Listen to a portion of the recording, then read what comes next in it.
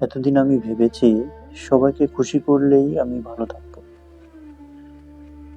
মানুষের মন রাখতে গিয়ে নিজের ইচ্ছে চেপেছি, নিজের স্বপ্ন ছোট করেছি, দিনের পর দিন নিজেকে বদলেছি।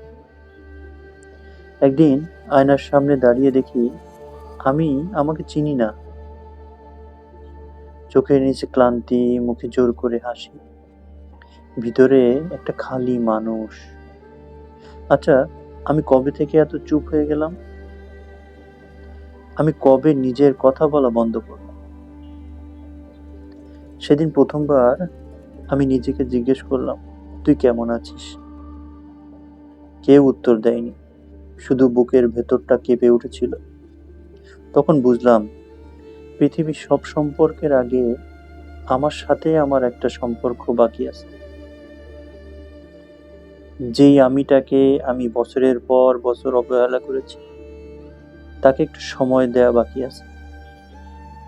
তাই এখন আমি আর সবার আগে দৌড়াই।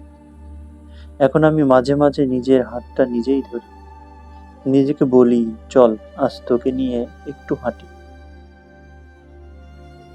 কারণ দিন শেষে সবাই চলে গেলেও আয়নার ওপারের মানুষটা আমার সাথেই থাকে।